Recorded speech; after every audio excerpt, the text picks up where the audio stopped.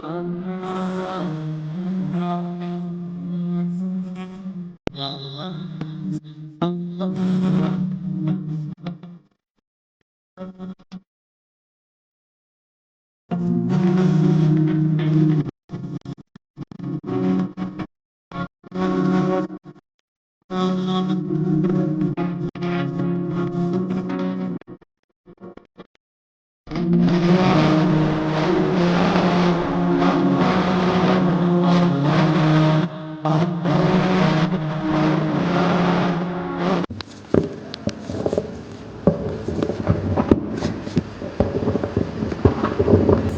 اللہ الرحمن الرحیم۔ اللہ کے رسول صلی اللہ علیہ وسلم نے ارشاد فرمایا کہ رمضان کے اس مقدس مہینے میں کوئی اگر نفل نماز پڑھے گا اس کو فرض نمازوں کے برابر ثواب دیا جائے گا، اور اگر کوئی فرض نماز پڑھتا ہے تو اس کو 70 فرض نمازوں کے برابر ثواب دیا جاتا ہے۔ بہت برکت کا مہینہ ہے، زیادہ ثواب کمانے کا مہینہ ہے، نیکیوں کے حاصل کرنے کا یہ مہینہ ہے۔ اسی لیے ہر ساتھی اس بات کی فکر کرے کہ ہم سنتوں کے ساتھ، نوافل کے ساتھ، فرائض کے ساتھ، واجب کے ساتھ مکمل نمازیں جو روزانہ کی ہوتی ہیں، یعنی رمضان کے ہر دن کی نماز، چاہے فجر کی ہو، ظہر کی ہو، عصر کی ہو، مغرب عشاء کی ہو، یہاں تک کہ تہجد کی نماز کی بھی ہم پابندی کریں، انشاءاللہ اس کا بہت بڑا ثواب ہوگا۔ اور ہر وقت جب کبھی بھی نماز ختم کریں آپ اپنی خصوصی دعائیں اللہ سے مانگتے رہیں، انشاءاللہ سب کریں گے عمل انشاءاللہ۔ اب آپ کے سامنے 3 پارے پڑھے گئے، 16واں، 17واں، 18واں پارہ اور 19واں پارہ بھی تقریباً جو ہے آپ کے سامنے سنایا گیا۔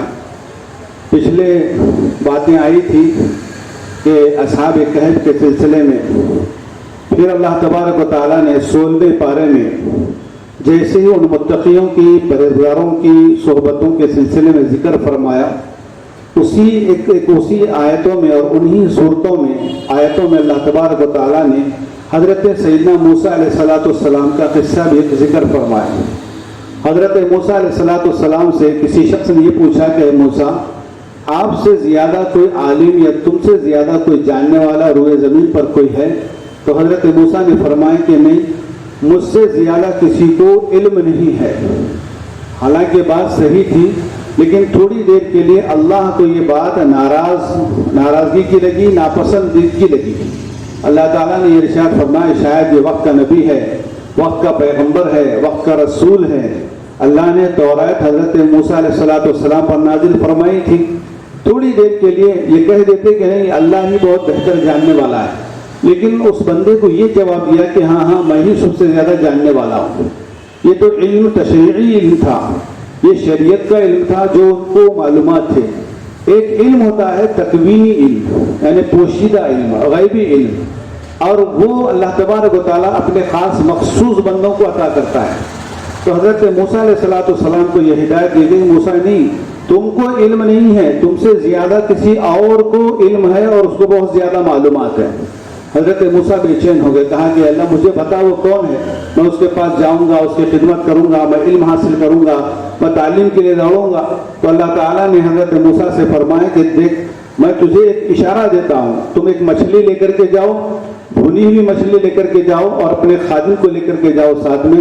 حضرت موسیٰ نے حضرت یوشع علیہ السلام کو ساتھ میں لیا، یوشع ابن نون کو ساتھ میں لیا جو ان کے خادم تھے۔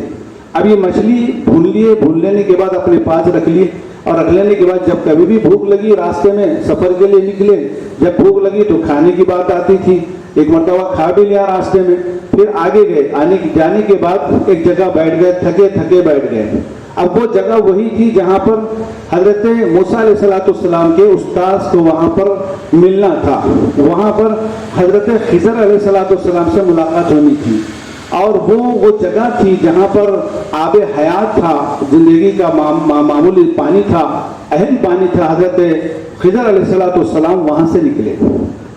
بعض روایتوں میں یہ بات لکھی گئی ہے کہ وہ مجمع البحرین تھا، 2 سمندروں سے جو جنت سے جس کی نہریں لگائی جاتی ہے وہ نہر تھا۔ بعض نے کہا کہ وہ دجلہ اور فرات دونوں جگہوں کا پانی تھا، لیکن مفسرین نے یہ فرمایا کہ یہ جو ہے یہ پانی آب حیات کا پانی تھا۔ وہاں آرام کرنے کے لیے حضرت موسیٰ علیہ السلام لیٹ گئے. اب وہ مچھلی اچھل کر، بھنی ہوئی مچھلی اچھل کر، اللہ نے زندگی دی، اچھل کر وہ پانی میں چلی گئی. اور حضرت یوشع کو یہ یاد نہیں رہا کہ میں حضرت موسیٰ علیہ السلام کو بولوں گا، کیونکہ حضرت موسیٰ علیہ السلام آرام کر رہے تھے، نیند لگ گئی تھی. اس دوران میں گڑبڑی سے پھر اٹھے، چلو بھائی پھر ہم کو جانا ہے. کئی دور جو ہے فاصلوں کا سفر کیا. پھر انہوں نے کہا کہ مجھے تم نے یاد نہیں دلایا، غصہ کیا. پھر حضرت موسیٰ علیہ السلام کو پھر اسی مقام پر آنا پڑا. وہاں حضرت خضر سے ملاقات ہوئی. قرآن مجید میں 16 پارے میں سورہ کہف کی آخری آیتوں میں اللہ تبارک و تعالیٰ نے وہ پورا واقعہ، ایک یتیم بچہ تھا، اس بچے کی زمین تھی، حضرت موسیٰ علیہ السلام زمین دیوار کھڑی بھی تھی اور دیوار گر رہی تھی. حضرت موسیٰ علیہ السلام جو ہے دیوار کو ہاتھ لگائے تو دیوار جیسی کی ویسی ہو گئی. اور حضرت موسیٰ علیہ السلام سے حضرت خضر نے فرمایا کہ موسیٰ یہ کیا کام کر رہے ہو، تم دیوار کیوں جو ہے بنا رہے ہو، بنانا نہیں چاہیے. تو حضرت موسیٰ نے کہا کہ اللہ کے نبی، اے اللہ کے نبی اور میرے استاد، یہ دیوار گر رہی تھی، میں اس کو صحیح کر دیا، اس میں کیا ہے. اور کشتی لی، کشتی میں سواری جو ہے دونوں کی بن گئی. اور کشتی میں حضرت خضر علیہ السلام سوراخ مارنا شروع کر دیے.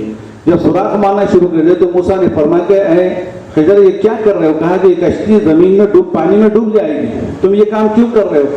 تو حضرت موسیٰ علیہ السلام سے کہا کہ تم خاموش ہو جاؤ اور تم کو نہیں معلوم میں کیا کر رہا ہوں. پھر اس کے بعد کشتی میں سے نیچے اتر گئے اور اترنے کے بعد 2 بچے کھیل رہے تھے آپس میں. اس بچے کو ایک تماچا مارا، اس کا انتقال ہو گیا، وہ بچہ مر گیا. حضرت موسیٰ نے کہا کہ خضر کیوں مارے بچے کو، بچے تو کھیل رہے تھے. پھر اس کے بعد حضرت خضر نے فرمایا کہ تم یہاں سے چلے جاؤ، یعنی تیرے میرے درمیان میں جدائیگی ہو جائے گی، یعنی تیری استادی اور میری شاگردی پسند نہیں ہے. حضرت خضر بھگا دیے. حضرت موسیٰ نے کہا کہ نہیں میں آپ کی خدمت کروں گا، اپنے منہ کو لگام دوں گا، میں خاموش بیٹھ جاؤں گا، میں آپ کے ساتھ رہوں گا. تو حضرت موسیٰ علیہ السلام کو خاموش بٹھائے اور وہ جا رہے تھے. حضرت موسیٰ جانے سے پہلے حضرت خضر نے فرمایا 3 کام میں نے کیا. پہلے تو کہا کہ کشتی میں سوراخ مار رہا تھا. کہا کہ میں کشتی میں سوراخ اس لیے مار رہا تھا کہ اترنے والے لوگ جتنے بھی ہیں، ایک ظالم بادشاہ جو ہے یہ کشتی کو چھین لینے والا تھا اور یہ کشتی غریب لوگوں کی تھی. میں اگر اس میں چھید کر دوں گا، سوراخ کر دوں گا تو وہ کوئی آدمی اس کو لینے کے لیے آگے نہیں بڑھے گا. اس لیے جو ہے میں کشتی کو بچانے کے لیے سوراخ کر دیا. اور وہ فرمایا کہ جو دیوار کو میں کھڑا کر رہا تھا وہاں 2 بچوں کا ایک خزانہ مال جمع ہوا تھا اور وہ بچے صالح تھے، نیک تھے. ان کی حفاظت کے لیے ان کے ماں باپ نے وہاں پر جو ہے مال کو رکھا تھا. میں ان کی حفاظت کے طور پر دیوار کو سیدھا کر دیا. دیوار گر جاتی تو خزانہ گر جاتا اور لوگ لٹیرے لے کر چلے آتے. یہ فرمایا. پھر کہ بچے کو اس لیے خضر مارا کہ مارنے سے مر گیا کہ وہ بچہ اپنے ماں باپ کا نافرمان تھا، اس لیے جو میں اس کو مارا اور اس کو انتقال ہو گیا. تو یہ اللہ کی تکوینی چیزیں ہیں، یہ چیز اللہ ہی کو معلوم ہے، موسیٰ تم کو نہیں معلوم ہے. یہ علم تھا حضرت خضر علیہ السلام کو. اس کے بعد ہوئے اگلے آیت میں حضرت مریم کے بھی واقعات آئے، حضرت عیسیٰ علیہ السلام کی ولادت کے واقعات آئے. حضرت عیسیٰ کو جو کرشمے اللہ نے دیے تھے وہ ساری باتیں اس میں آئی. پھر 18ویں پارے میں قد افلح المؤمنون کے سلسلے میں کہ مومن کامیاب کون ہے. وہی مومن کامیاب ہے جو خشوع و خضوع کے ساتھ نماز پڑھتے ہیں، اپنی